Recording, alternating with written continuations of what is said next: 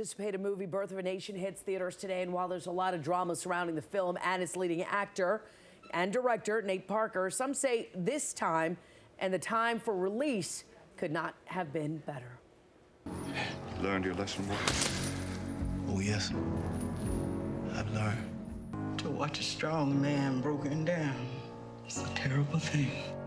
Nate Parker's Birth of a Nation comes a century after the D.W. Griffin film by the same name. Both films depicting the rise of a resistance movement from a very different perspective. It's coming out at just the right time. We just saw the opening of the National Museum of African American History and Culture, where Nat Turner's Bible sits. The first-hand account of the slave experience, which led Nate Turner to organize a rebellion, has never been told.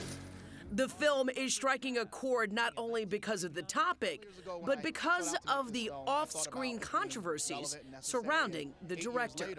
Wild horses would not drag me to see the movie. And it's not because of the subject matter, but because of the director's attitude. Something that's different from what I learned in school. I know it's controversial, but it's something that needs to be seen. From movies to music, Beyonce's younger sister Solange is giving voice to a modern-day resistance movement with her latest album, A Seat at the Table. I tried to run it away. Thought in my head be feeling clearer.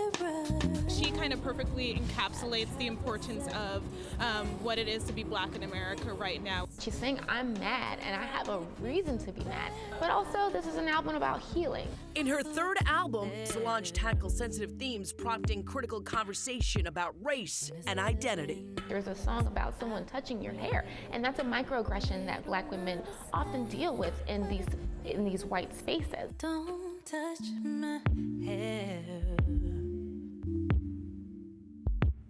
when it's the feeling.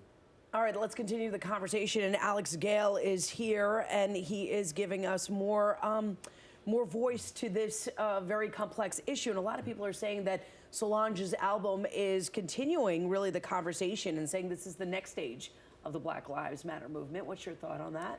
I mean, you know, far be it from me as a white guy to say where the Black Lives Matter movement is going next, but I do think, you know, it's permeating pop culture all over. We saw it start probably with Kendrick Lamar's album, To Pimp a Butterfly, continued through Beyonce's album that just came out as well, Lemonade, which is probably, you know, right now the best album of the year.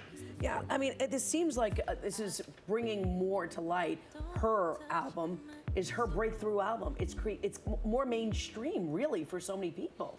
Well, this album it's just her best album, I'd say. So critics are definitely rallying behind it, and audiences are too. There's a beautiful message. It's perfectly timed right now. You know, there's a song called FUBU, which stands for Us, By Us, and so a lot of people are rallying behind that message. And I think it's you know, there's been decades and decades of pop culture addressed for white audiences. So right. You know, you're seeing some of this rallying behind this album. Yeah, absolutely. And are you going to go see the movie?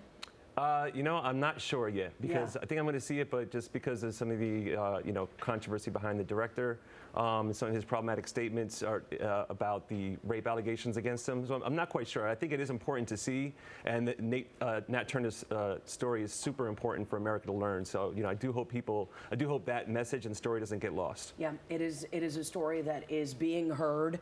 And it is coming at a time that it's crucial. We are at that pivot point in America where the conversation is moving forward, hopefully. Alex Gale, thank you so much from Complex Magazine. Be sure to check out our Pix 11 app and for behind-the-scenes look at footage from the making of Solange's album and also the release of the movie, which is happening this weekend.